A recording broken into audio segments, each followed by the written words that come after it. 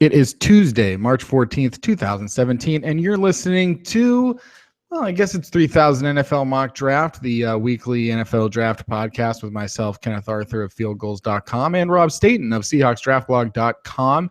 Though this week it's more like 3000 NFL free agency, as we're going to be talking about the moves that the Seahawks have made, the ones they didn't make, some of the other NFC West moves. You know, there's been bigger changes with the Arizona Cardinals for sure. And the San Francisco 49ers. And I think it's interesting, you know, we can get into how much different the Cardinals look right now and how much they could look different in a year. And but, you know, we can start talking about the Seahawks because they've made a move today on the Tuesday. They made a move last week as well. Pretty much the only two moves they've made so far. And even their own free agents, many of them still floating out there without a team. But we can start by talking about the move that was made today. The Seahawks signing running back Eddie Lacy to a 1-year, $5.55 million deal, $3 million guaranteed. Lacy, of course, when he was with the Green Bay Packers, was very effective in his first two seasons, 2013 and 2014, when he rushed for over 1,100 yards and 20 touchdowns in those two seasons. Broke a lot of tackles.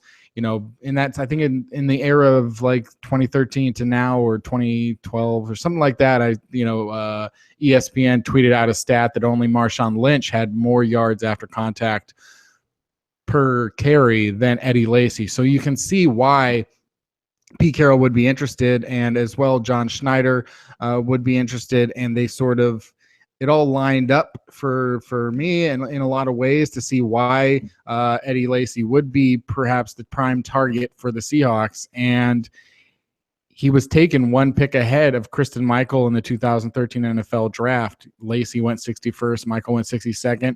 How would have things been different if the Packers didn't take Eddie Lacy right there? Would the Seahawks have taken him over Christine Michael? Michael, of course, you know, their flip-flop is that, you know, Michael went to the Packers last year. He averaged 3.7 yards per carry, whereas Lacy in his limited action averaged 5.1 yards per carry.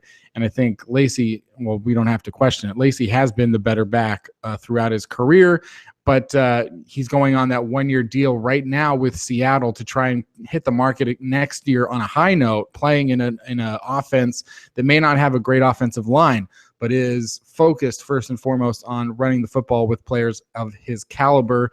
Rob, how do you see Eddie Lacy fitting into the Seahawks backfield that already has Thomas Rawls and CJ Prosise? How do you see those two working together? And how did you view Lacy as a back coming out of Alabama as opposed to, you know, today when there are considerable changes to his frame?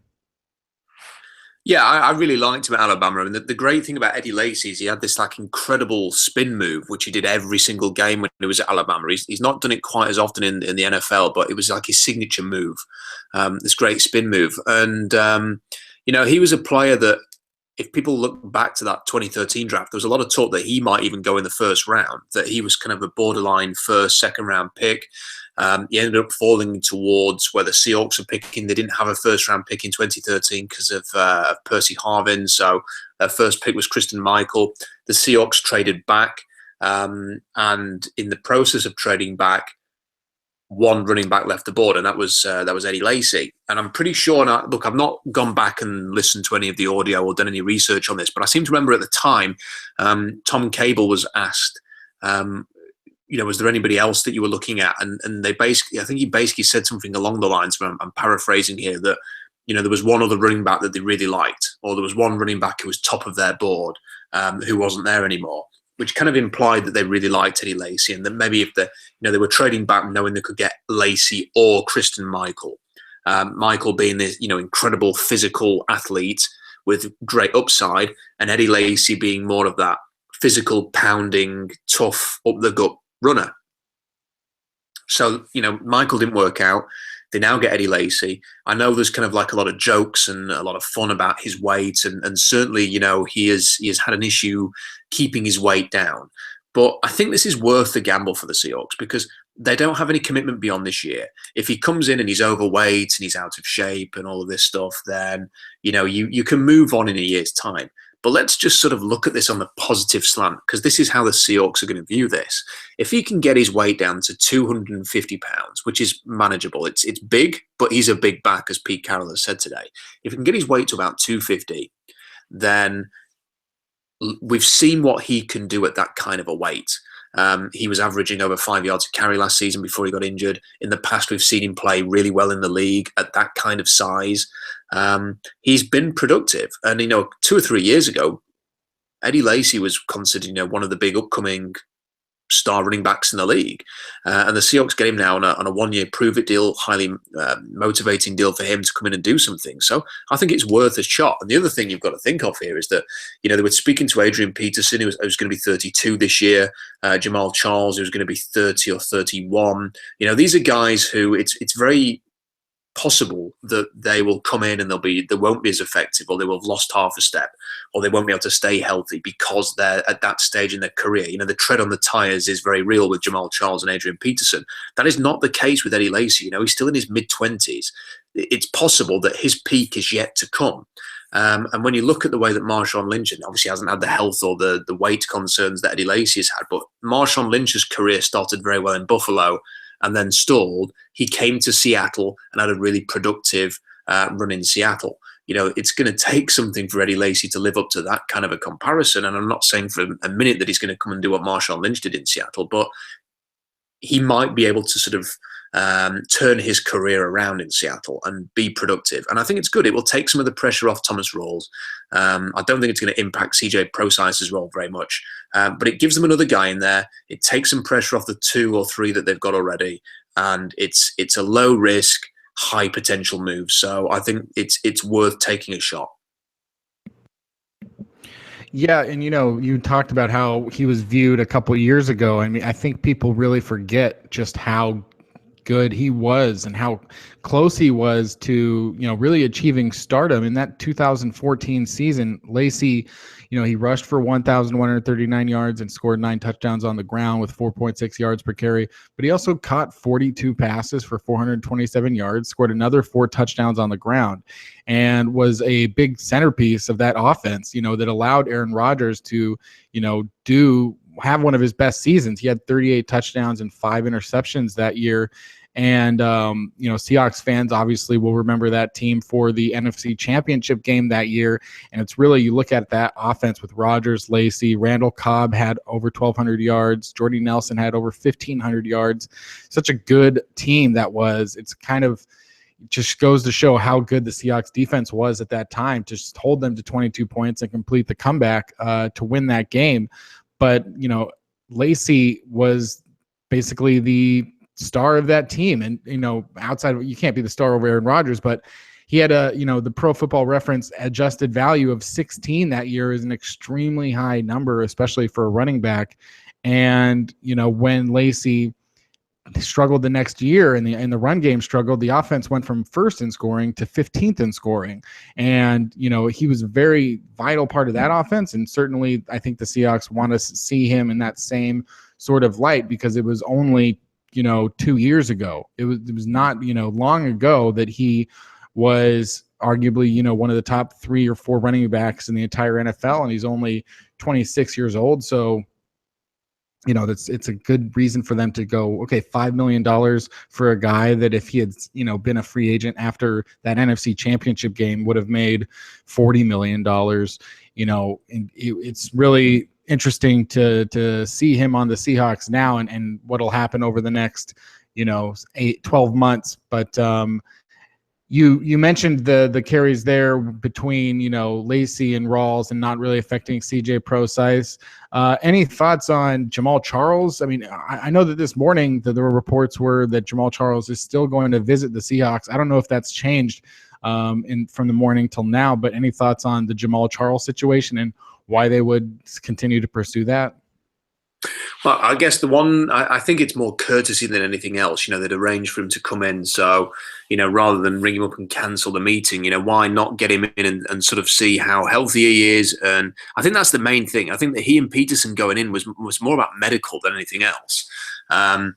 See where they are. And if Jamal Charles comes in and he looks really great and, whatever tests they do, or just looks in great shape and is the right kind of fit at the right kind of money, then maybe they will consider bringing him in as well. I mean, why not? I mean, then you've got insurance for Rawls, insurance for CJ Procise. They had to sign CJ Spiller a year ago to fill in for Procise when he went out. And then when Procise got injured again, they didn't really have anybody who could do that role. You had to bring in guys off the street to be the third down back. So, if you bring in Charles, you've kind of got a hedge against both of the young guys there, and a really loaded competition going into camp. 4 guys really pushing each other, which is not a horrible situation to be in. Plus, the other thing we've got to think of here is if you actually run down the list of, and you can go on the NFL website, and anybody's listening to this, and you can sort of see which free agents are still left from the best 100 or whatever that they put on there. There aren't many appealing ones left, and the Seahawks have still got a few million in cap room to spend. So unless they want to save that or use it to extend the contracts of some of their own, or if they want to push that into next year, if you get a chance to sign someone like Jamal Charles and you feel like he's really good, then you've got the freedom and the money to go and do that. So it's something that they maybe consider. I think it's unlikely probably that he's going to sign now. But why not get him in and have a look? And I suspect that when this is all done, they're going to be continuing to look for different players rather than signing another running back.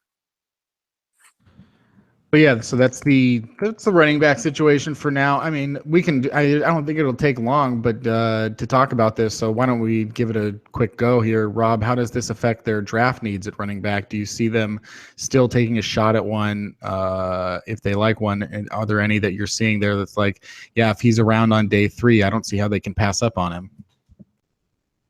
It's really going to depend on who falls where. So, for example, if Alvin Kamara, let's just use him as an example, the Tennessee running back, was there in round 2, then maybe they would consider it. He's explosive. He's just a shade under the kind of size ideals that they look for. They value explosion. He can be somewhat of an option in the passing game as well as the running game. So, he could be a hedge for Procise as well. And he's kind of like, he feels like the kind of player that the Seahawks might be interested in. So if he fell to the bottom of round 2 and, a lot of the other options that they maybe like at linebacker or cornerback or offensive line are not there, then they might sort of see that someone like Alvin Kamara is worth taking. As soon as you sort of get beyond him and, the obvious ones, your Fournettes and Cooks and players like that, then it doesn't seem to me like there are a lot of great other options out there. There's not many. A lot of people talk about how great this running back class is, but it's not full of Seahawks running backs. It's not full of those 220-pound explosive guys that they've drafted in the past. So they might consider someone like Chris Carson at Oklahoma State or Brian Hill at Wyoming. But there's not many options there. And because they currently only have the 5 picks in the first 3 rounds and then a pick in round 6 and a pick in round 7, they might be preferring to use the 6 and the 7 for priority undrafted free agents. And if they don't acquire any more picks in round 4 and 5, then they're going to be, I think, drafting to the other strengths of this draft with the first 3 rounds, which is going to be cornerback, safety, tight end, and they will possibly take an offensive lineman at some point in the first 3 rounds. That, to me, seems more likely than going for running back. So I think that this Eddie Lacy signing suggests that they're going to look at other areas in the draft. Yeah, speaking of offensive line, their other free agent move coming last week with the signing of tackle guard Luke Joeckel. Coming into the draft in 2013, Joeckel, 6'6", 34 and a quarter inch arms, 306 pounds. He ran the 40 in 5.3 seconds, did 27 reps on the bench, had a 28.5 inch vertical, did a 106-inch broad jump. I can do the math on this. 120 is 10 divided by 12, 9. 810 broad jump, I want to say. 7.4 seconds in the 3-cone drill. But overall, my understanding is that Luke Joeckel did not really come that close to the 3.00 TEF score that we've talked a lot about on this podcast, that almost always hits a 3 for the offensive lineman that the Seahawks target. That being said, Joeckel was the 2nd overall pick in the draft by the Jacksonville Jaguars. He went to Texas A&M and played on their offensive line, which Pete Carroll seems to be obsessed over. He was considered a good prospect, as terms of tackles go, but was moved to guard last year after the team signed Kelvin Beachum because he wasn't playing very well at left tackle, Joeckel that is, and then he got injured after only 4 games. But he gets $7 million guaranteed, pretty much assuring him this is not a Jamarcus Webb situation. Joeckel is being signed to start on the offensive line, and Pete Carroll saying he'll compete and on the left side, either at tackle or guard. Really making a statement that they were more unhappy with George Fant than the fact that they don't have a right tackle really under contract, depending on, what Resigning is going to do, if Gary Gilliam's going to come back. They gave Joeckel that kind of money. So because playing left tackle is certainly more valuable at this point than playing right tackle, though the fact that he still could play left guard, meaning that Mark Lewinsky is not playing up to par either, in their opinion, and needing to add competition there. Eddie Lacy was a great prospect coming out of college. He went to Alabama. Joeckel as well that same year, coming out of Texas A&M, one of the best prospects in a very weak draft class. What were your thoughts on Joeckel at the time? Did you think, man, if the Seahawks could get this guy, they'd really be at the time they had Russell Okung, but if they could have gotten a guy like that, coming into let's say he was in this draft, but with that TEF score, do you think, how do you think that really affects his athleticism, and why would you think that do you think they're trying to fit a square peg into a round hole?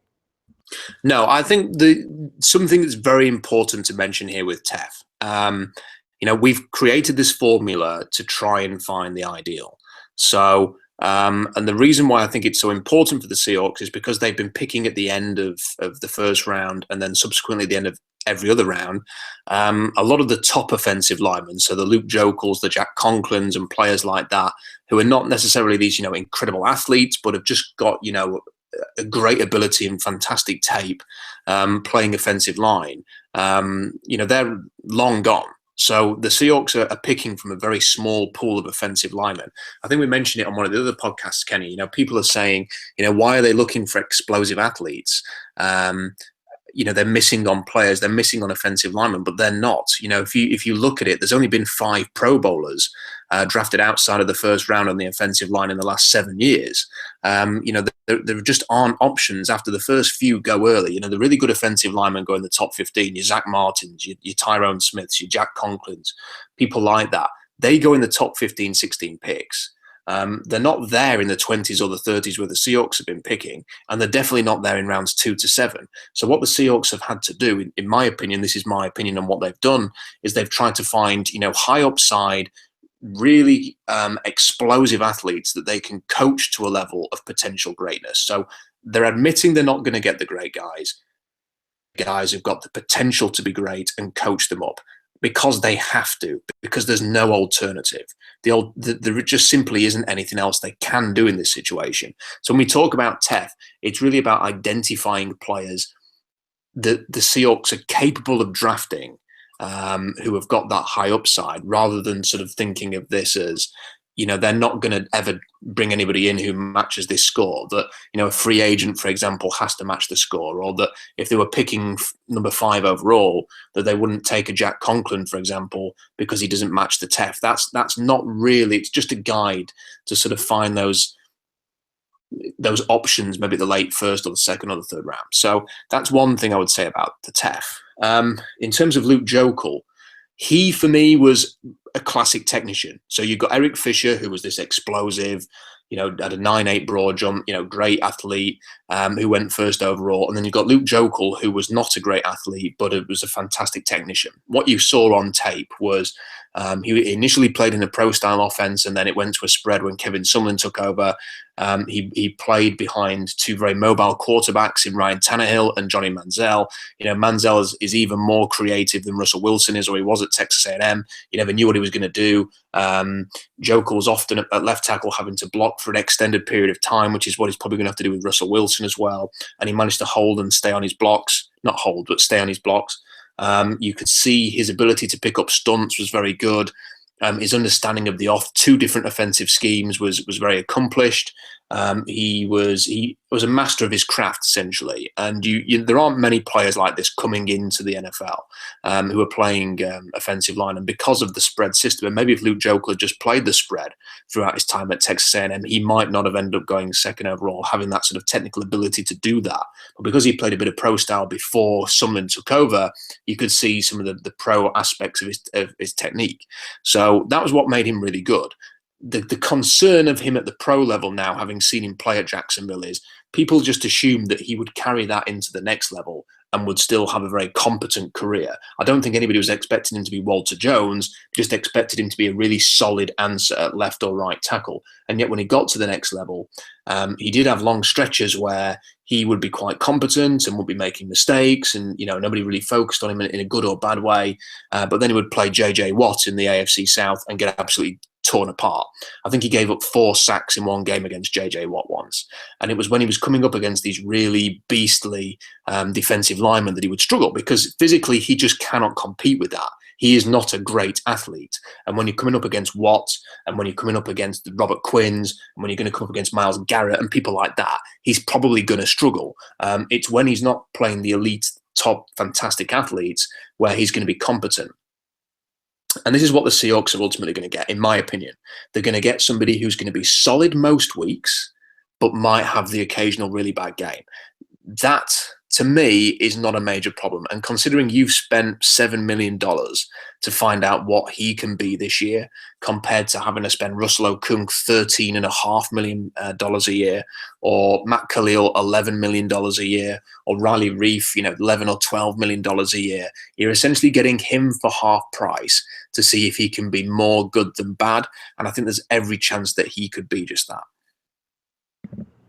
And I think, Pete Carroll said as much today, but do you expect them to make another significant move on the offensive line before the draft, given that, the draft isn't going to bear much fruit there? Austin Pajtor is still available. I think there's a few more guys that would be available. None of them would be exciting, which is why they're free agents right now, because in terms of, finally a running back coming off the board on Tuesday, and a lot of cornerbacks are still out there if the Seahawks want to go the route of looking for a quarterback.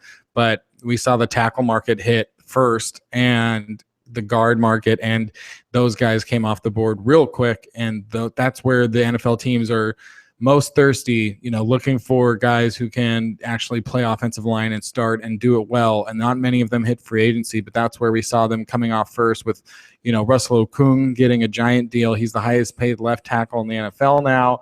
Andrew Whitworth signing with the Rams, and he'll be coming into the NFC West. And these guys getting paid, Matt Khalil getting paid an insane amount of money, Ricky Wagner. So there's not a lot left, but Austin Pajtor, maybe a few others. Do you have any expectations of them to continue to go down that road with the available free agents in offensive line? Well, I don't have any expectation because the options left are just terrible. There's a reason why the guys that are left are left. I mean, there's been a huge scramble for offensive linemen, and now it's kind of that market has gone cold. And you look at the options that are left, I'm convinced that they would have liked to have, made another experienced veteran addition to the offensive line. But even, Andre Smith's just been signed by Cincinnati. You look at the options that are left. You've got Ryan Clady, who's constantly injured. You've got Sebastian Vollmer, who looks like he's going to retire. And, some speculation said he's already down to like 260 pounds. So, it looks like he's going to move on. Pastor has played for Cleveland, but, at a time when they're spending a lot of money on their offensive line, they seem to have no interest in bringing him back. King Dunlap is a very middling offensive lineman who is incredibly tall and big, but not particularly mobile, and has got a legal situation lingering over him, so that might put teams off signing him.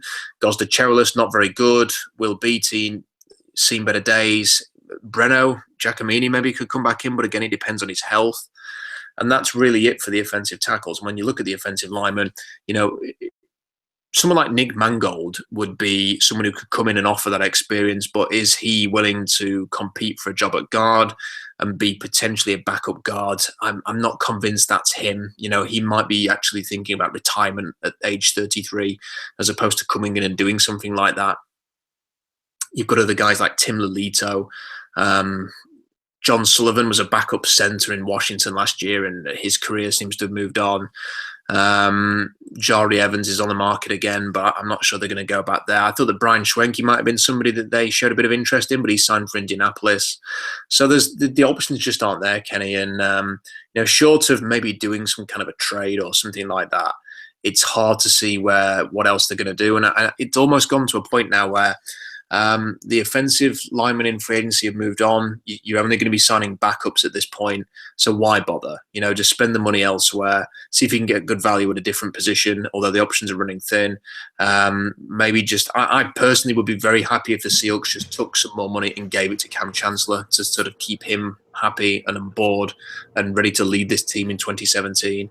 I would not be against them. I would not be against them signing Justin Britt either before his price skyrockets. Yeah. How do you view the TJ Lang situation with, with the thought that he was simply using the Seahawks as leverage? This one report today just saying for a separate player that the Steelers, met with Donta Hightower and said, look, if you leave, there's no offer. So you can't just use this as leverage. It's either now or never.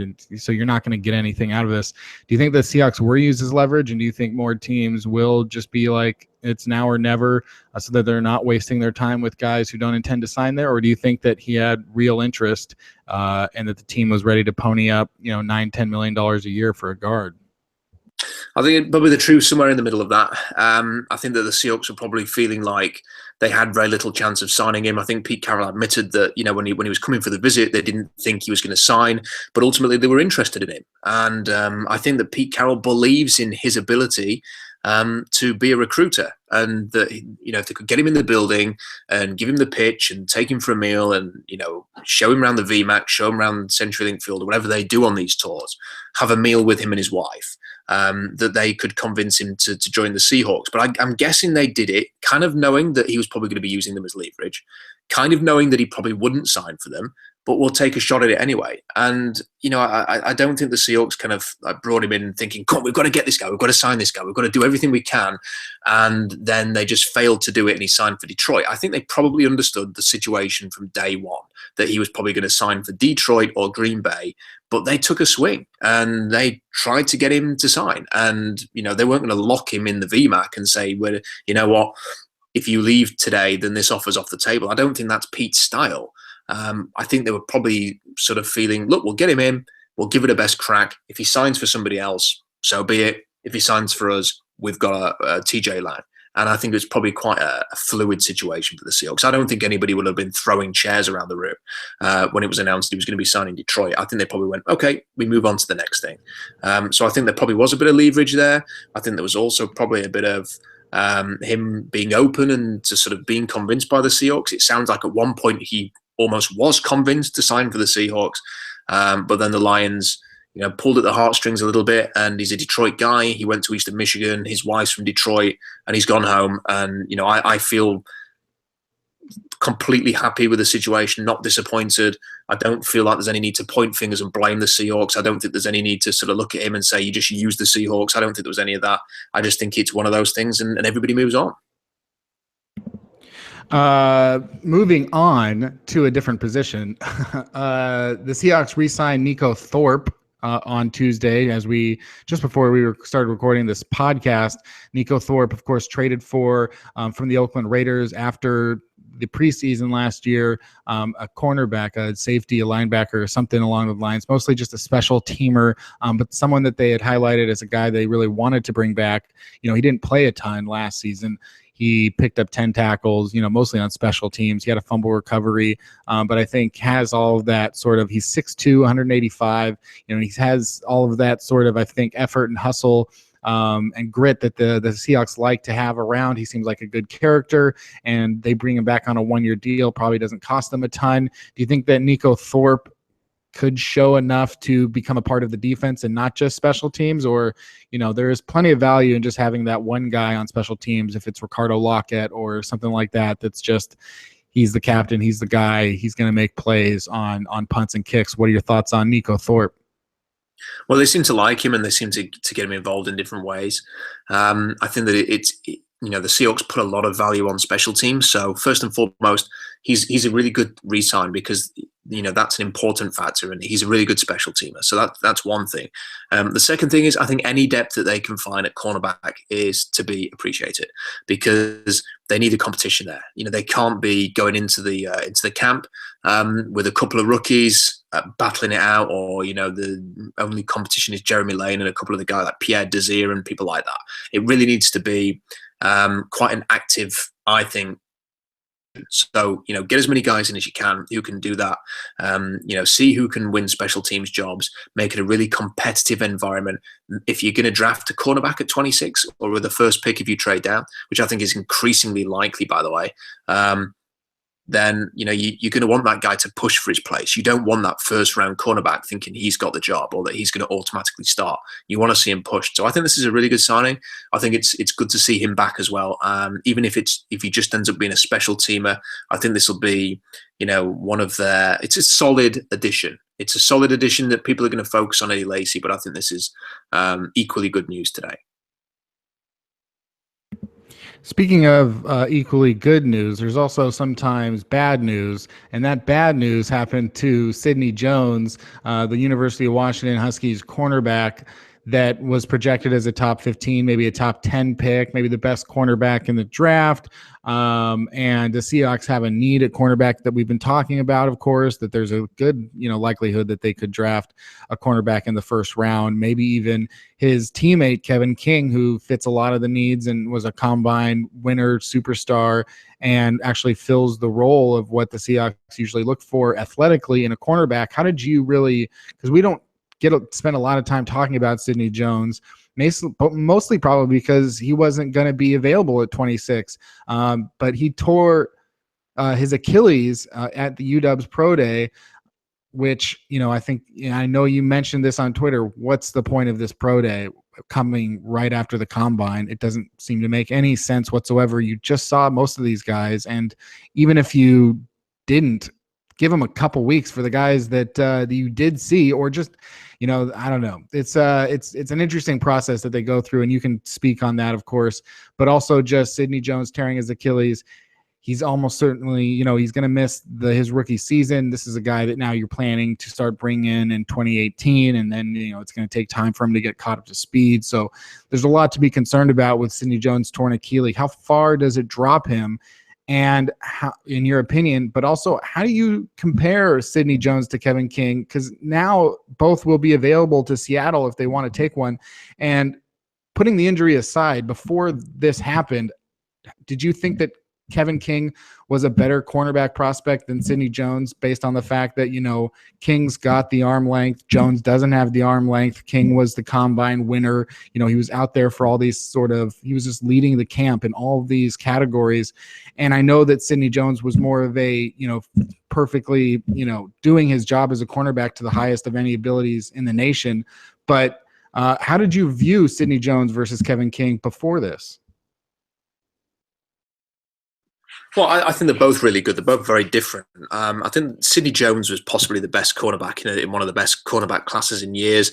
The comparisons to Marcus Peters are legit. They're the same type of guy. I mean, his attitude, the way that he plays the game, his personality is exactly what you want in a cornerback. He is happy to get physical in the running game. He is technically so assured. I actually watched Washington live, as you know, Kenny, and it was interesting to see Arizona State just completely in that game. They didn't even look the way of Sidney Jones at all in the game. But I think they threw one pass at him that I can remember in the end zone, and that was kind of when they were desperate and they just threw the game plan out the window. Teams did not target Sidney Jones at all. And it's respect. It's what he is. I mean, I think that he could have gone into the league and just taken it by storm in the way that Marcus Peters has. And this is really sad news. But Kevin King is one of those guys where maybe he's not quite as technically as good, but because he's physically so good and so quick and so agile, that maybe it makes up for the little bit of difference there. I think they're both very good in different ways, and you could see Kevin King come into the league and have a Jimmy Smith type of career, I think, and you could see Sidney Jones come into the league if he was healthy and have a Marcus Peters type of career. So that's kind of the difference that I was seeing between the two of them. My initial thought on the pro day was I kind of didn't know it was coming up, and I was a bit surprised that they had the pro day like I think it was less than a week after the combine, which just seems I don't know, it just seems awfully close considering that Florida's pro day is not until March 28th. Why was the Washington one so soon after the combine? What is else is there to learn from Budda Baker and Sidney Jones and Kevin King after they did everything at the combine? Would sort of the team visits not have been enough at this stage? I'm not sure, but you could second guess these things. We wouldn't be having this conversation if he hadn't have done the Achilles. We would just carried on with life as normal. So I think sometimes there's a danger of, and I maybe did this myself, of overreacting to a freak injury at a pro day and thinking you need to reinvent the wheel when it was just one of those things. I mean, he could have fallen down the stairs and hurt himself. So. So that's that. And on the injury itself, I thought that my initial thought was, well, he will drop a little bit, but late first, early second round type of thing. And then, you do a bit more research on the injury. I remember talking to a coach. It's a soccer coach in England. That's what I do with a day job. And I remember speaking to him about ACL injuries. And this coach said to me, you know what, the thing to worry about now is not the ACL anymore because technology has moved on so far that ACL injuries are not what they were maybe 20 years ago. The injuries to be wary of now are Achilles injuries because there's just, whether it's not the technology is not there, or whether they're harder to recover from, these are the things that stay with you forever now. And that's what's worrying about Sidney Jones, especially a guy who has to plant his foot a lot and explode. And it could constantly be an issue for him, and it may never be 100%. I still found it a little bit strange that he's being now touted as a day 3 pick by some, or, late day 2, day 3 type of selection, when Jalen Smith had his serious knee injury a year ago and now has to drop foot for the rest of his career, and is going to have to wear a special brace in Dallas because he has dropped foot, and yet he went in the early second round. And that Miles Jack, despite having this serious knee issue that might surely, he went at the top of the second round. So I'm a bit confused by the whole thing, and it's very difficult to project. I could put Sidney Jones at the bottom of round 3. I could put him in round 5. I could put him in the first round. It's really difficult to know, at what point a team is going to take him. What I would say in terms of the Seahawks is, I know he's only got 31.5-inch arms instead of 32, but I think he's that good that if he's there in round 3, you've got 3 compensatory picks. Unless you just get to that point and there's just an absolute embarrassment of riches available and other guys who are going to be able to play in 2017, then I would consider taking him, redshirting him, and sort of thinking, 12 months down the line, maybe you can get him healthy. And if it never works out, well, it's kind of the Jesse Williams type of situation, isn't it? You've took a chance on somebody working out and it hasn't. I would think that would be the wise thing, and a good team with compensatory picks at the end of round 3 could maybe consider doing that. The Seahawks have got 3 third-round picks, 2 compensatory picks. If you've got a chance to take Sidney Jones, and if he can become anything like everybody expected, then it's worth that sort of flyer. And I think his personality and his attitude give him a great shot of coming back from this. I think he's that type of guy who's going to be highly motivated to come back and prove people wrong, especially if he falls in the draft. So I would seriously consider him at the bottom round 3. Whether or not they do is another question altogether. It's just such a sad situation for him because he is such a good player. For some reason, I guess when I was thinking about draft stock and you were talking about Jalen Smith and Miles Jack and I mean, like, the injury concern is one concern. And to me, it's almost like there's 2 flags that you poke in every prospect, because it's like, we've got the tape. We know all the football stuff that you could possibly know about these guys, or the teams think they do. Sometimes guys don't work out because, like Aaron Curry, sometimes that just doesn't translate for whatever reason. They're just not good players like they were in college. But for the most part, it just seems like you've got the player, you've got the person, and you know like where that person should stand, all things being equal. But the 2 things that inequalize it are injuries and just being a bad person, or character flags. Are you going to get arrested? Are you going to get suspended? These kinds of things. And with Jalen Smith, you look at it a year later and it's like, you're still sitting there going, really, a second round pick, a high second round pick? Because this guy is not going to, he's going to have drop foot. He's going to have to play with the brace, which is going to be a first. There's still a very good chance in my mind that Jalen Smith, A, doesn't ever play, or B, plays and it's sad and he doesn't have a very long career. I'm not saying that there's not a C where he has a Hall of Fame career, because we don't know yet, but we're talking about the high second round. We're talking about second round at all. We're talking about third round at all for guys that are risky to ever play. And, the payoff, especially in years when you've got, in this year, you've got so many good prospects, and especially on defense, that you might be passing on Sidney Jones, who might be, become an elite number one corner. But by taking him, let's say in round 2, you're also taking a guy who is not going to play right now and is probably not going to start until 2018, and may not even, get back up to speed until 2019. And then he's looking close to the end of his rookie contract. And you might be taking him to pass on a guy like a Kevin King, or like an Ahkello Witherspoon, or like a bunch of other cornerbacks that'll be good. So that's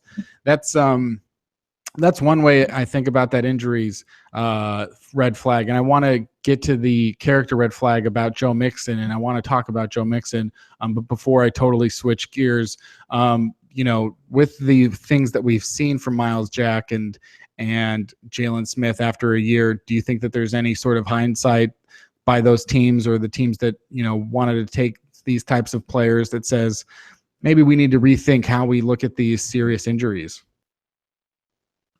Yeah, very possible, because if you remember the San Francisco 49ers a few years ago suddenly went through this trend with Trent Baalke of drafting nearly every player who was going to need a medical red shirt. It was Tank Carradine and Marcus Lattimore and people like that. They were taking these guys that were injured and stashing them and hoping that they were going to get really great players down the line once they got healthy again. The problem is they never got healthy again. So you just wasted draft picks. Really high draft picks, and I think that that's something that teams need to learn from.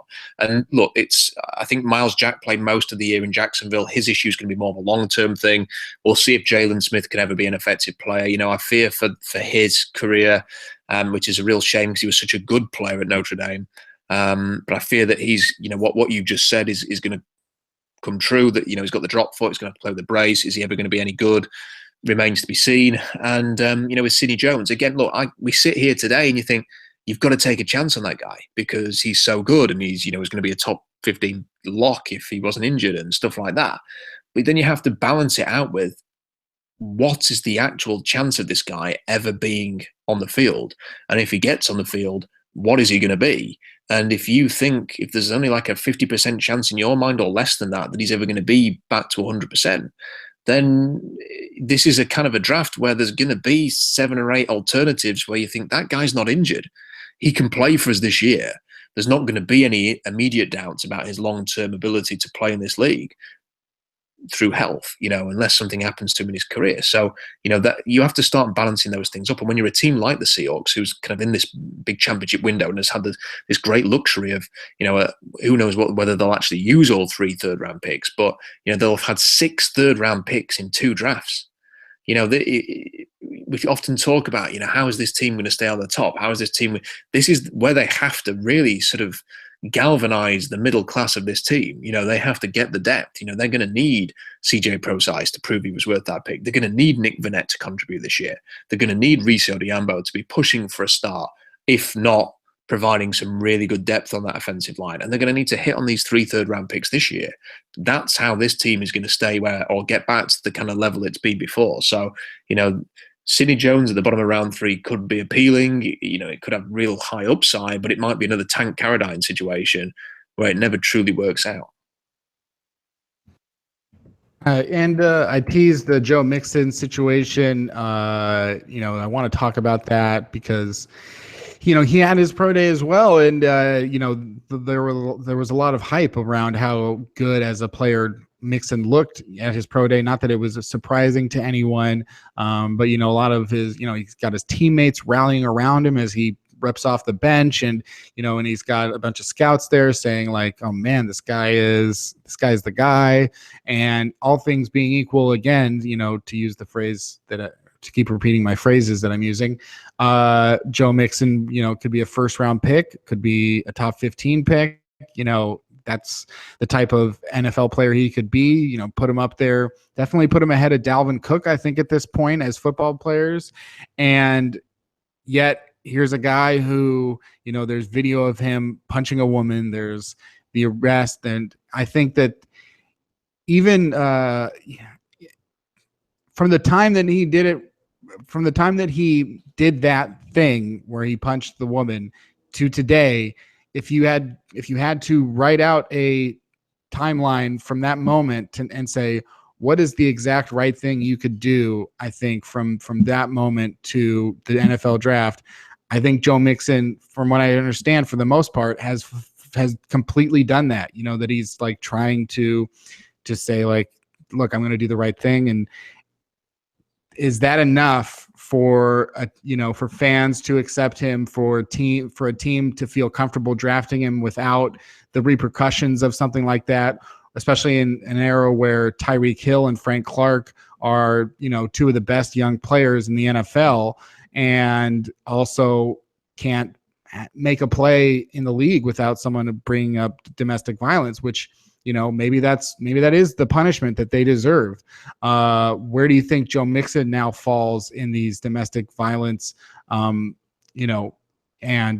acts against women prospects as football players? And, do you have any how do you think he really is as a running back? And do you have any expectations of where his draft stock will ultimately fall? Well, obviously, it's a very complex situation. I mean, what he did is not domestic violence. What he did was punch a woman in the jaw, and she suffered major injuries. And it seemed like just a horrific attack, in my opinion. I know that people have made this kind of what I think is quite ridiculous case that, well, the woman engaged in, whether she slapped him or something first, I can't remember. It's not an excuse. I mean, you are a 220-pound, whatever, huge guy.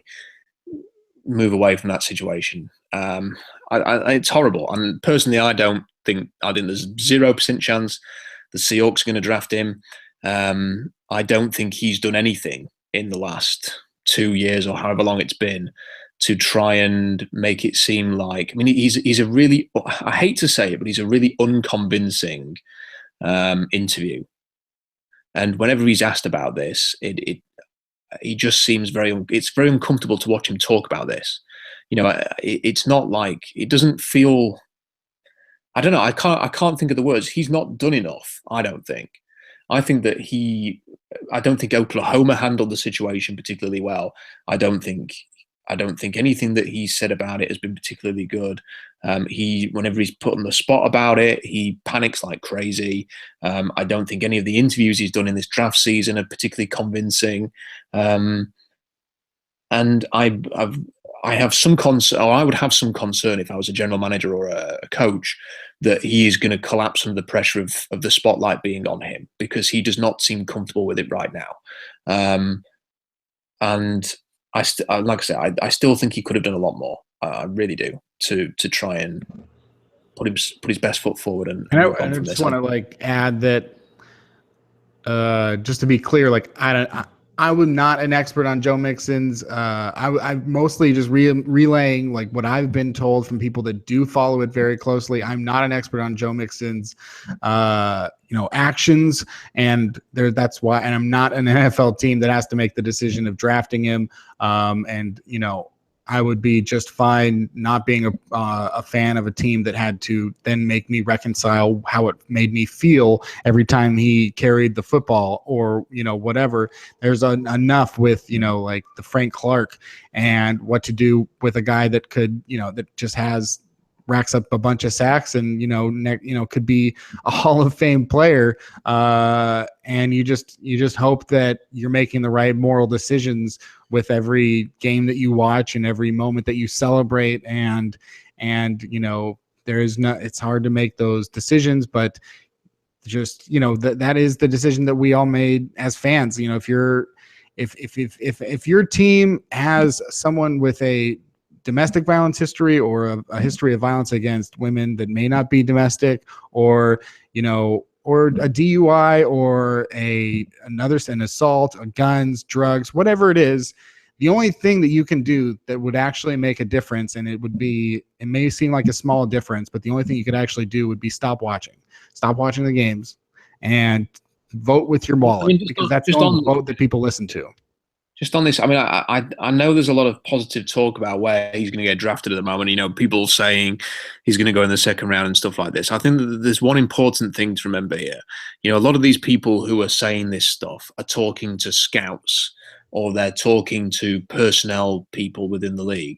They're not talking to owners. They're not talking to GMs necessarily. And you, as a scout or as a personnel guy or even as a GM, might say that this guy's talented enough, we need to consider taking him in rounds 2 or 3.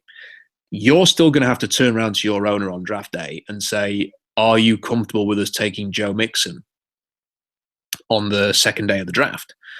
And that owner's going to have to clear it.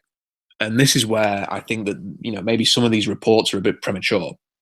There's a chance, based on talent, he's a very talented running back.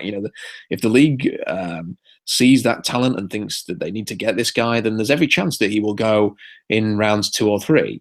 But if it's down to the owners, and there may even be some pressure from the league here to say, look, we cannot have this as a story. We do not want the NFL draft to be the story of Joe Mixon going earlier than everybody expected. It may even be that the league sort of knows that he's going to go early, and maybe they're putting out some of this information, preparing, an expectation that he's going to go earlier than was initially thought. And that's why they're getting it out there, so that it's not seen as a shock, because the league's going to be panicking about the PR of this guy being drafted. They're going to be wondering what they have to do. They're going to wonder how the team's going to handle it. They're going to wonder how Joe Mixon's going to handle it. And it's going to create, a storm. One way or the other. So, this is, and owners are going to have to sort of stand in front of their fans, and they're going to have to explain this situation to a lot of unhappy fans who are not going to want this guy playing for their team. There's going to be fans threatening to stop following the team. There's going to be fans threatening to stop following the NFL. And, which owner is going to really want to do that for the sake of a running back, when there's a lot of other running backs in this draft that people, could draft as an alternative. So that's where I'm with it. I'm not convinced that owners are going to sanction the drafting of Joe Mixon. I'm not sure how the league's going to handle this. I think one thing is certain, though.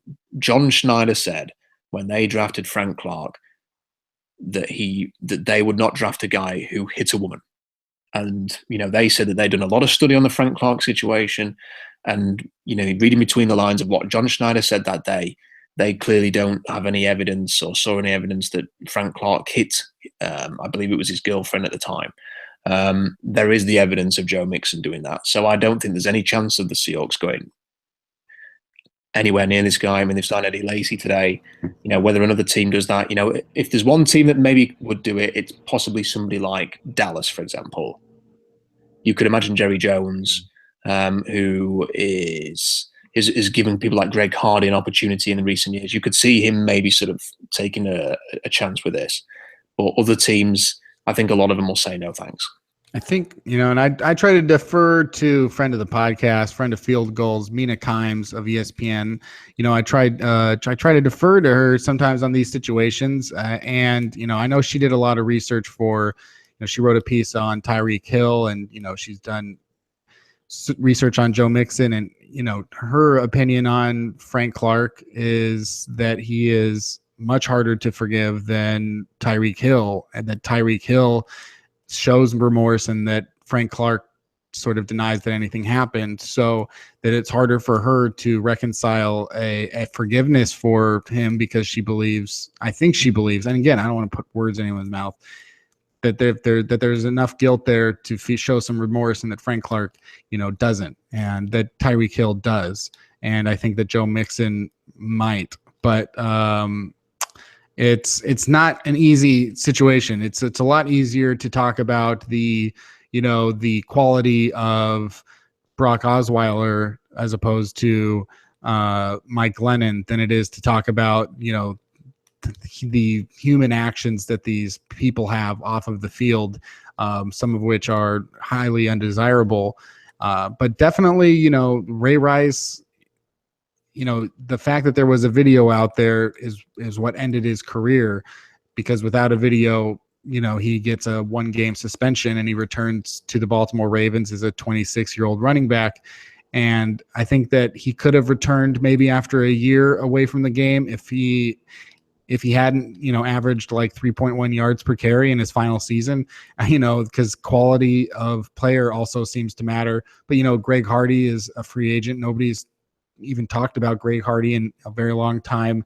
And it sort of seems like there are limits for everyone. And I think another part of that is just, teams have to weigh the risks of anybody, on a smaller scale of breaking the law, which is, smoking weed. Teams can't even take risks with guys who smoke weed because of Josh Gordon and Justin Blackmon, and knowing that careers have ended because of weed.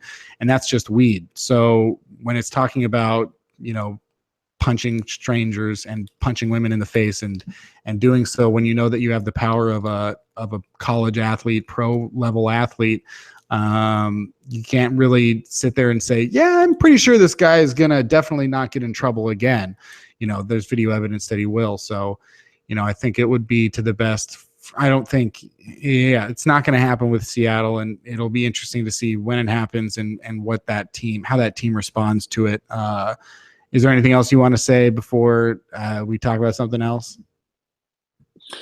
No, I mean, I have to say that I find the Joe Mixon thing just going to keep going on and on. I'm surprised how many Seahawks fans want to entertain this, because ultimately, at the end of the day, look, Joe Mixon's a decent running back. He still ran in the Big 12.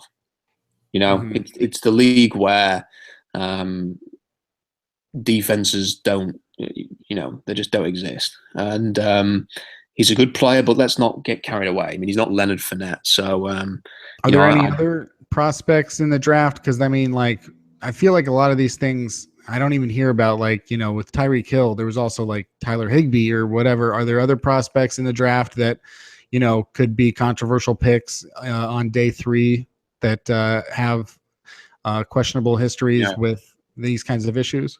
Yeah, there's another one at Oklahoma. D.D. Westbrook has got a few skeletons in his closet, which is going to make him fall. And Dalvin Cook at Florida State, the running back.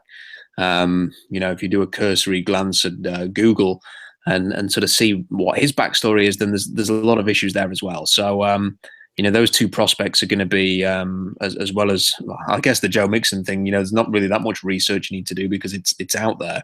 I think the other two guys I mentioned there's going to be a lot of homework done on them. Let's wrap up one more segment here, and we'll talk about the other moves in the NFC West, because that's going to be as important to the Seahawks' hopes to make the playoffs next year as their own changes. We already didn't feel a threat from the LA Rams and San Francisco 49ers, but the Arizona Cardinals, they flopped last season to 6-9-1, but there was still that thought that, look, Steve Keim is a good GM and Bruce Arians is a good head coach and Carson Palmer is a good quarterback. I would challenge at least 2 of those 3 notions. And the one that I wouldn't, Carson Palmer, is right at the end of his career, maybe doesn't have another good season left in him. I'm not so quick to buy that he does. Larry Fitzgerald, I think he's coming back for one more year, but still, if that's your number 1 receiver, he's averaging about 10 yards a catch. He's not an explosive player that he once was, not the dominant type player he was. And then you look at, their losses on the offensive line, where I guess they got to replace Evan Mathis and there's some guys that they like there, Evan Boehm and Cole Toner, I guess. But, their number 2 receiver right now looks to be John Brown, J.J. Nelson. So they've got needs at wide receiver. As I said, Carson Palmer is getting older. David Johnson may be a lot riding on his health and how he performs next season. I don't see a lot of running backs come away with the type of season he had and then to come back the next year and not just be worse. It just happens. That's just how it goes. David Johnson had the season that you would have all wanted hope it, I don't see it happening again, though of course he could still be one of the top 5 backs in the NFL. They lose Calais Campbell, but then they give a gigantic contract to Chandler Jones. There's still a hole now because of Campbell. They lose TJ Jefferson, and they replace him with Antoine Bethea, who was not working out for the 49ers anymore. And they've got holes at cornerback where, they've got holes at cornerback, safety. So I'm seeing holes all over the Cardinals defense that they have yet to fill. What are your thoughts on the Cardinals as free agency has transpired, and what do you expect them to be looking for in the draft the most? Well, they're a really interesting team because, the players they've lost, it's quite significant. We're talking Calais Campbell, every Seahawks fan knows how important he is to the Cardinals. Tony Jefferson actually ended up being a really good player for them. And even DJ Swearinger is going to be a significant loss to that defense. So they're three key players they've lost. Yeah, they've still got Patrick Peterson, they've got Chandler Jones, they've got Tyrann Mathieu, so they've got others as well. So they have still got some options, but Kevin Minter's doing free agent visits at the moment. Maybe they will lose him too. They've lost Alex Okafor to New Orleans, I think, today. Marcus Cooper was, not a very good player, but he's going to sign for Chicago. It's another hole they're going to have to fill. So the defense is going to look very, very different to what it has in the past, and it's not going to be as tough because of Campbell. It's not going to be as good in the back end. They've got issues in the secondary. They might have to revamp their linebacker core. They've still got pass rushers, but the defensive line is going to need bolstering. And then on offense, as you mentioned, Kenny, Carson Palmer he had a tough year last year, and is still more than capable of turning it on. Over like a 4, 5, 6 game stretch, but is also very capable of having 4, 5, 6 games where he looks horrible because he's old. And they don't have, they haven't they drafted the Virginia Tech quarterback Logan Thomas a few years ago, and were perhaps hoping that he would eventually develop into somebody they could, use as a future. And that didn't work out. They've not drafted anybody else since. So, unless their plan is next year to acquire a veteran quarterback of some description, whoever that may be, or Kirk Cousins, for example, then it's hard to sort of think anything other than, well, they have to draft a quarterback at some point this year because they need a future there. And, picking at 13, they might have an opportunity to draft one of Deshaun Watson, Mitch Trubisky, or Patrick Mahomes. They might look at Deshaun Kaiser in the second round, Nathan Peterman or somebody like that, or Davis Webb. But they have to take a quarterback at some point. You have to feel. Otherwise, what are they going to do next year? And then they have to sort of add pieces to the defense, and they've kind of put themselves in this hole now where they're caught between two situations, aren't they? They're caught between last year and all that bluster about going all in for a Super Bowl and then not doing it, and now they're in this position where off the back of that they're semi in a rebuild. They're at a crossroads, yet they're still trying to win. And this kind of a team in that kind of a situation often ends up like the 2008 Seahawks. You're kind of caught between two things, and you just wonder if Carson Palmer got injured in the first month of the season, would everything just completely unravel, and would they be like a 4 or 5 win team next year? I think that's quite possible that could happen. Alternatively, you might just see one last great effort from Palmer and Larry Fitzgerald, and maybe they can be competitive and sneak into the playoffs. So, and look, Bruce Arians, we all have opinions on him. He has consistently made them competitive at the very least, especially when they go and play at CenturyLink Field. So, it's a hard team to judge overall, but they've got huge holes. They're in the middle of a crossroads sort of point for them where they're approaching a rebuild, but at the back end of being competitive, and you just wonder which way is it going to go. Are they going to end up imploding? Are they going to end up sort of having one great run at this? And I think it's nearer implosion than the great run. Mm-hmm. Yeah, that's something that I've been, writing about for about a year. Is just I saw some sort of long-term issues with the contracts and the ages of the players, and some of the guys that they had brought in, like Logan Thomas, that weren't filling that need of who's going to be the future at quarterback, who's going to be the future at wide receiver. They found the running back with David Johnson, and they've added some nice pieces. But with the contract given out to Chandler Jones, which I I consistently speak out against contracts of that size for non-quarterbacks, and especially with the contract they gave to Jermaine Gresham, the tight end, who got more money than Martellus Bennett got with the Packers, and Jermaine Gresham is nothing. And it's so that they couldn't afford to make the right moves to keep Calais Campbell, but do are able to retain Jermaine Gresham. That is an issue for me in terms of Steve Keim, and maybe it's a controversial opinion, but Bruce Arians to me is extremely overrated. He didn't get a head coaching job until he was 60 for, I think, some reasons. And, he still needs to earn a little bit more, in my eyes, to be put up there with some of the guys that he's put up there with who have actually made the Super Bowl, and who have some of them who've actually, of course, won it. The LA Rams, they have a head coach who is interesting in his own right because he's only 30 years old, and they've got a new defensive coordinator who's really old named Wade Phillips. So it's an interesting dichotomy there. But like the moves or hate the moves, the Rams are going into next season right now with an offense of Jared Goff, who's of course the number 1 pick, and Todd Gurley, who was a top 10 pick. And, the left side of their offensive line now includes Andrew Whitworth, who is a premier left tackle. And then left guard is Greg Robinson, who, of course, was the number 2 pick, though not working out in the way that they had hoped.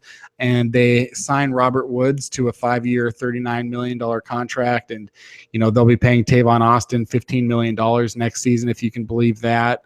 And then they've got Tyler Higbee at tight end. I mentioned him before. So, the Rams, of course, will also be I'm trying to think. They traded away their first round pick. Yeah. So then that's the one that would have been number 5, but goes to the Titans. So they're not going to get a player there. But overall, with these moves, Robert Woods, Andrew Whitworth, what do you think of and Sean McVay, of course, notable as people would say an offensive phenom genius. What are your thoughts on the Rams offense for next season? Do you think they can actually, have one? And how would you grade these signings of Robert Woods and Andrew Whitworth? I think the Rams have got a tough situation here because what they've essentially done is committed so much to Jeff Fisher and his guys, and given him a long opportunity to sort of bring his guys in, that they're now bringing a new coach in who's trying to move these guys out, which is why you see the trade like the Willie Hayes. They essentially gave Willie Hayes away.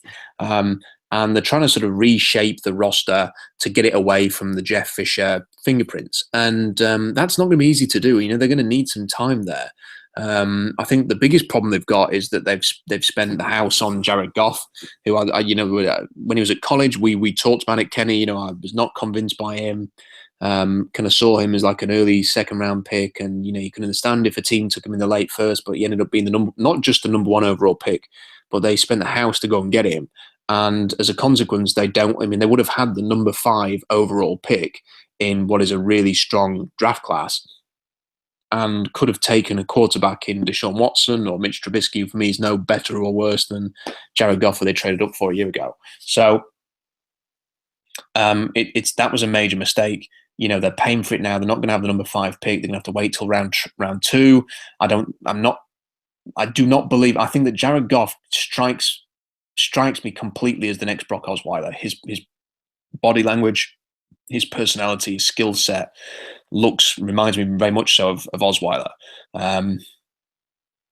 He's the antithesis of grit, quite frankly. And I think you need a bit of that in you to be this. And maybe Sean McVay is a genius. Maybe he is the next John Gruden. Maybe he is gonna, coach him to be a productive quarterback. Maybe he will. But that's going to be a really tough job for him, and he's kind of handcuffed. He has to make Goff work. Looking at the players they brought in, yeah, okay, Robert Woods, he's costing them $7 million a year. That's a lot of money for Robert Woods. Andrew Whitworth, people will pat them on the back for that. $11 million a year, 3-year contracts. He's 36 in December. He's not going to carry on forever and ever and ever. And Kayvon Webster, I don't know a great deal about, but we'll see how he gets on. But they just need more. They need more on offense. They need more on the offensive line. The defense is going to be competitive because it always is. Why the heck were they considering trading Tremaine Johnson? last week. That didn't make any sense. And if they're still trying to do that, then they're trying to make themselves worse, essentially. So, yeah, I mean, I think what we will see from the Rams is a transition year. I think we will see essentially them try to change the identity of the team and the culture of the team, and that's going to be the main storyline for them. Personally, you know, as much as Jeff Fisher was always the biggest hindrance to the Rams doing anything, Kenny, he always made them competitive against Seattle and in the division. And I just get the feeling that maybe that's not going to be quite as much the case going forward. So I think this, you know, at least for the short term, is going to be a good thing for the Seahawks. Who's the player at number 5 that the Seahawks don't have to face twice a year? That because of the trade for Jared Goff, who's the guy that they would have taken at number 5? Do you think if they hadn't made that move, that, you know, obviously I think we've been saying for over a year was a bad move? Yeah, it could be. I mean, if they were there, it could be one of many different people. I mean, they could take the offensive tackle Garrett Bowles. You know, if they hadn't have traded up for Jared Goff, it might be that they would have taken someone like Deshaun Watson. They could have taken a really good defensive player, Solomon Thomas, for example, if he fell that far, or one of the 2 big safeties. You know, they could have traded. I think the Tennessee at number 5 are probably going to trade down. So, you know, they could have done that, maybe drop down to 12, for example, got a great cornerback, or, you know, one of the great linebackers in this class. You know, they would have been in a great position to sort of move around the board and seek value and get a few extra picks. And I think the more picks you have between rounds 1 and 3, the better in this draft class. It's not so much the need to pick number 5, it's how many picks you have in the first 3 rounds. The Seahawks have got 5 picks in the first 3 rounds, and the Rams do not. I mean, I'm trying to think what else they've got there. They've still got the 2nd round pick, and I can't remember what else. But they you know, it's going to cost them because of their ability to be flexible or get a really talented player there. So, you know, I think that we will look back in a few years, and unless Sean McVay can wave his magic wand or something, I don't anticipate that trade being deemed a success. Yeah, I'm going to plant my flag in the ground here on March 14th, 2017, and I'm going to live or die by it. But my statement of the year, I'm just going to call it: the Rams will finish ahead of the Cardinals in the standings next season. That's what I'm calling right now. It's not that I believe that much in the Rams, but I believe they're slightly better than the Cardinals right now and probably have a slightly easier schedule. I haven't looked closely at both, but I'm going to say the Rams finish ahead of the Cardinals next season. I think the Cardinals could really be a dumpster fire. And moving on, just one more team to talk about, the team that's perhaps added the most players of any NFL team over the offseason, which is the San Francisco 49ers. Another new head coach, Kyle Shanahan. We spent some time last week talking about Shanahan and John Lynch, me being very negative about the moves and thinking that they were not very smart. You know, coming with some defensible reasons why they would be doing certain things. Kirk Cousins still on the Washington Redskins. Right now, the 49ers would be going with Brian Hoyer as their starting quarterback, Carlos Hyde and Kyle Juszczyk in the backfield at running back and fullback, and the receivers, Pierre Garçon, Marquise Goodwin. They've got Jeremy Curley. That might be their top 3 options.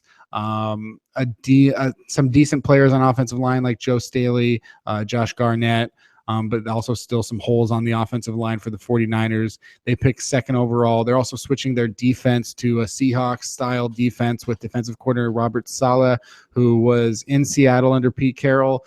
And then they've got some decisions to make with Eric Armstead and DeForest Buckner as they sort of switch their defense around. And, you know, a lot of different mock drafts coming through with Malik Hooker or, you know, any number of things, Deshaun Watson, just literally any number of things. How do you like the 49ers offense, you know, a week after the last time we talked about them? Do you see them getting better? No. The problem the 49ers have got is that they have nothing. You know, they did not have. They've had to build this thing up, and when you have that, it's kind of like the Seahawks. back when Carroll initially came in. You're just sort of throwing darts. You're trying to find, guys who can become, role players that can eventually be replaced and stuff like that. They've decided to spend money, or a bit more money than they otherwise would have done, on certain players to make sure they got them. The fullback being a classic example of that. People like Brock Coyle and Malcolm Smith, God bless them. They were really good players for the Seahawks and role players over the years, but they're going into San Francisco now and potentially going to need to take a next step, and that just seems unlikely. Who can the 49ers hang their hat on? And while it's not like they've gone out and signed Calais Campbell, it's not like they've gone out and landed Dante Hightower or someone like that. They've essentially picked from the bargain basement to go and get a collection of guys together. Pierre Garçon's not a bad signing, but who's throwing him the football?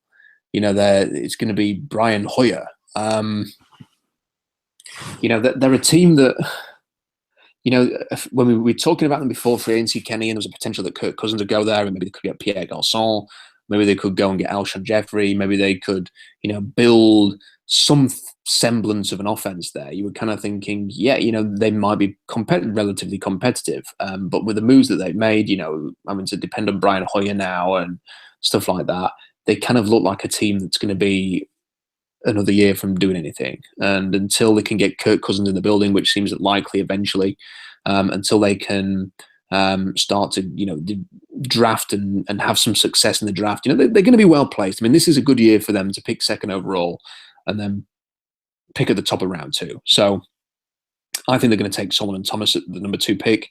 I think that, after Myles Garrett goes off the board, he's the best impact defensive lineman you can get. And given the lack of quarterback options, I think that's what they have to do. Just get an impact player who can play, on the defense, California guy, Stanford, like John Lynch. So, I can see them sort of having the feeling to take Solomon Thomas there. And then the top of the second round, what of any of the receivers, like Mike Williams, as he dropped into round 2, is it a case of going after the best cornerback available, the best safety available in this class? Have you got some potential maybe to move back into the first round if you want to do that, or even drop down and get more picks? This is a good draft to start a rebuild because of the quality that goes deep into round 3. So, they're going to have lots of options there. But it looks to me like they're a team that in a year's time, we might be able to sort of say, okay, what did they do in this draft? What are they going to do in free agency next year? And what are the options for them in the draft next year as well? Because they might be picking in the top 5 again. So after all of that, they might be in a position to be competitive. But, we've talked about 3 teams there. We've got a team in Arizona who might implode, who could be competitive, but, treading a fine line now with the players they've lost and the players they're going to lose to retirement in the future, that could have a down year. We're talking about the Rams, who've got a very, very young rookie head coach, a suspect quarterback, and the kind of mixing between one culture, a Jeff Fisher culture, and a new one now under Sean McVay. We've got the 49ers who are at the start of a very long rebuild. For the first time in a long time, the Seahawks are looking like, considerably stronger than the rest of the division, probably for the first time since 2007. So, this is how the Patriots have got number 1, number 2 seed over the years. It's the AFC East being useless and them taking full advantage. The Seahawks might not get a better opportunity than this to take advantage of playing in a weaker division this year, getting enough wins to get the number 1, number 2 seed, and then playing at home. Because even though this was a kind of weird 2016 season for the Seahawks, if they get that number 2 seed, and they were that Arizona game in week 16 away from doing that, if they get the number 2 seed, if they're playing somebody at CenturyLink in the divisional round and they win that, and they're in the NFC Championship game, and it would have been Green Bay in the championship game in Seattle, not in Dallas, because Dallas lost that game, then the Seahawks could have been in the Super Bowl. So that's how close they were. So this is the key to the Seahawks. It's taking advantage of this weaker division and getting home field advantage, or at least the number 2 seed. And it's not that this is the biggest gap between the Seahawks and the rest of the division since, maybe like the 2005 or, when they were really dominating a bad division. This is the furthest the gap has been under Pete Carroll between, the Seahawks and any other team. But it's not, it's not rocket science. If you want to pick, division winners, if you want to pick the order of the division, just look at the quarterbacks of that division. And right now, the NFC West is Russell Wilson, a very old, injured guy who looked bad, Carson Palmer, last season.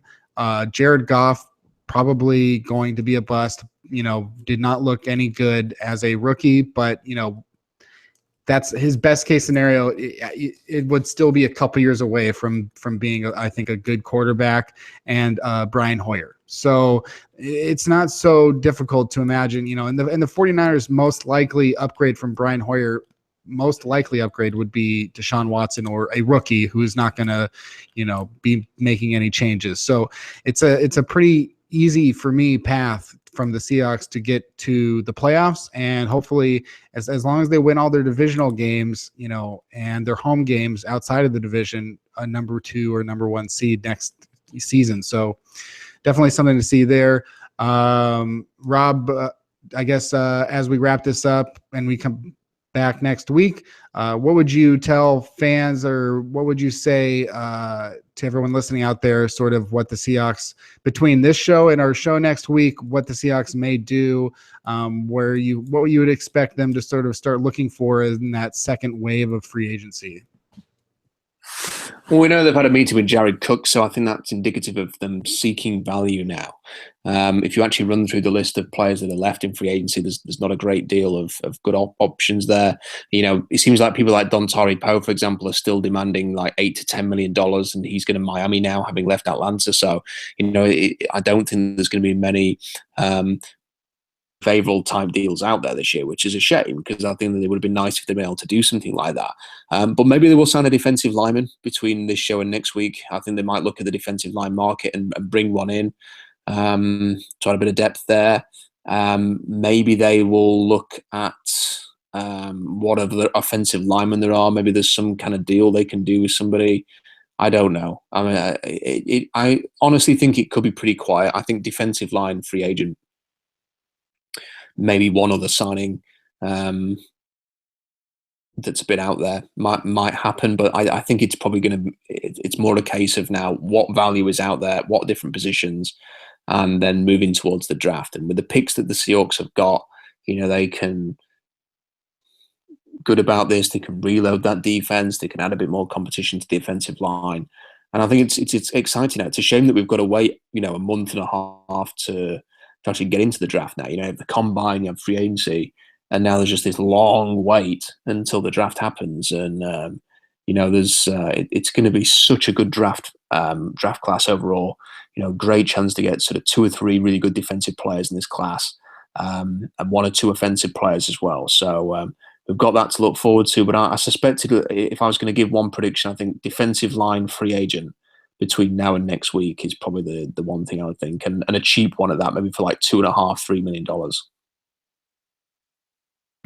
Well, there you go, and we'll have a better idea of sort of. I think at this point, their draft needs are the same as they would have been before they signed Joeckel and Eddie Lacy, because those were not the positions that seemed to be strong enough to target for the Seahawks in this draft, and that's why they would have gone after these particular free agents. And they will sort of be picking off some of the scraps at offensive line and maybe get a high upside cornerback and sort of, because I think they're going to need a veteran there as opposed to just flat out throwing a rookie out there. But I think that their needs in the draft stay pretty much the same as they would have been a week ago, though it is becoming a little bit more clear, perhaps, in that regard. Certainly the signing of Joeckel does not preclude them from drafting a tackle in the first round if they just happen to like one that we don't realize. And certainly in that third round, if it's going to be Isaac Asiata or something like that, that's still on the table as it would have been before the signing. And it's certainly going to be interesting to see Eddie Lacy in a Seahawks uniform next season. And so that's it for this week's edition of 3000 NFL Mock Draft. Come back next week. We'll keep on talking about the draft. You can follow Rob on Twitter at Rob Staten, SeahawksDraftBlog.com. We're at Field Goals, fieldgoals.com. You can subscribe on iTunes to Seaside Chats with Kenneth Arthur to get this podcast, which is not called that. So thank you for sticking through with me with such a confusing proposal. That's it for this edition of 3000 NFL Mock Draft. Come back next week for a brand new draft.